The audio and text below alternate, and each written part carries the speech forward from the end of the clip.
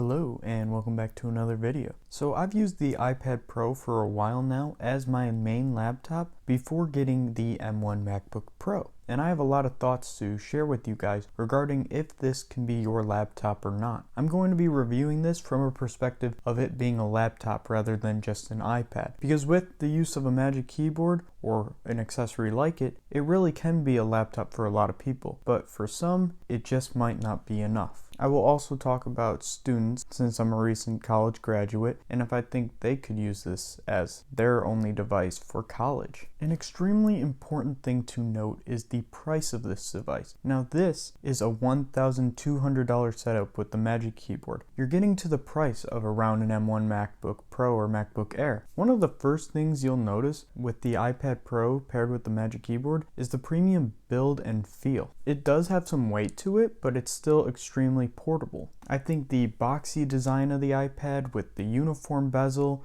and Face ID is just a fantastic design overall. But unlike what you get on a lot of laptops, the ports only give you one USB Type-C. The Magic Keyboard gives you an additional one just for charging. The display is a 1668p 120Hz display. It's an LCD, but it's still a good looking display. I can tell the difference between OLED and LCD. With that said, I don't have many complaints about the display overall. I think Apple did a pretty good job. And it does get plenty bright at about 600 nits. So if you're comparing this to many laptop options, the display is top notch here. Because of the speaker system, it's top in its class, where you won't find a better speaker system in non-Apple comparable products. And listening to anything you want, that's just that much better. And because we do have a touchscreen, you can take notes and everything on here, which I've done. Works well with the Apple Pencil, but then again, that's an added cost to this. I do want to say that I've used this iPad Pro as my main editing device, and using LumaFusion on here and everything, I haven't had much of a problem. LumaFusion is quite easy to get used to. It's not as extensive or comprehensive as Final Cut, but I think a lot of people, at least beginning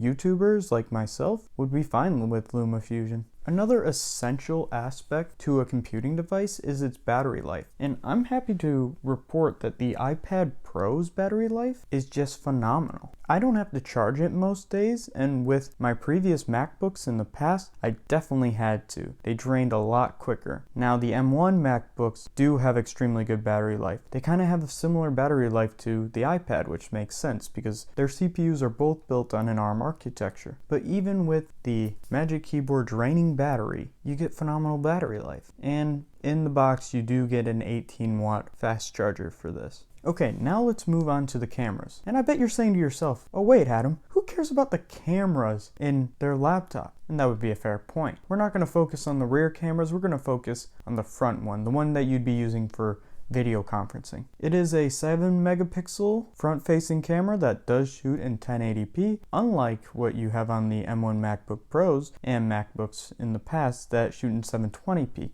It's definitely better than most cameras in any of the laptops you'll find, and it will be more than okay for your video conferencing needs. The iPad Pro is powered by the A12Z with 6 GB of RAM, and although it's not as powerful as M1, it's one of the reasons I switched over from the MacBook Pro in the past to get this kind of power. This thing truly is a beast, and we'll see even better versions in the future. Every task is extremely quick and fluid, and because of the 120Hz display, everything feels just so smooth. Now, a lot of students and people in general like to game on their laptop, and it's worth considering the iPad Pro for this. Because no, it doesn't have the game selection of, let's say, a Windows laptop. You get mobile games with the iPad Pro. And you can use controllers on many of these and make a good gaming experience, but no, you do not have the kind of library that you could in a comparable Windows laptop. I think if gaming is your #1 priority, then the iPad Pro probably would not be a better option than a Windows laptop here. But with that said, there is a lot of mobile games coming and the interest in mobile gaming is rising, so the iPad Pro could be a good place for many people. Like how gaming isn't the same on most laptops, the operating system is also not the same. So here we have iPadOS, right? And we all know that iPadOS really is a reskinned iOS with a few more features, such as smart selection, being able able to use external drives, an updated file management system, and just more features overall. But the extra features of iPadOS still do not make it a desktop-grade operating system, and that's likely on purpose. Apple is separating the two for a reason.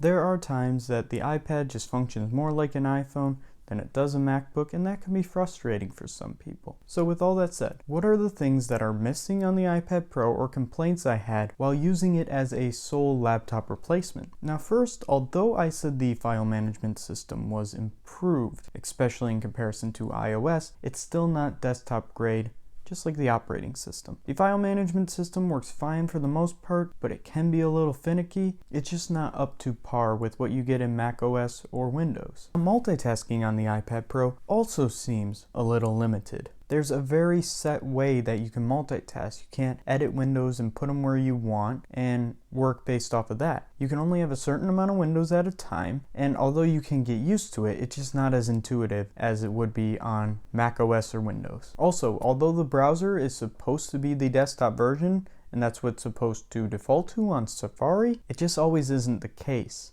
I think we've all had those times where we're on phones and we're trying to click something, and because maybe a website's a little older or something, it just doesn't work. And the iPad functions in that same exact way, given it's very similar to iOS. So I have had some difficulties with that in the past where I've had to find another computing device to use because this just wouldn't work for me. In addition to websites, applications also are built a little differently. So we don't get x86 applications or even the applications we're seeing pushed over to M1. Although there are applications that are specifically for iPad, a lot of them are still like iOS based and they just don't work as well as you'd hope. Like Zoom, for example, it's very sad that it really feels like an iPhone app on here. Now, if you want to take notes on your iPad and also watch a Zoom while having your camera on, it just can't do that. And there's just other apps like these. We're getting mobile apps rather than desktop apps, and that's just the nature of this kind of thing.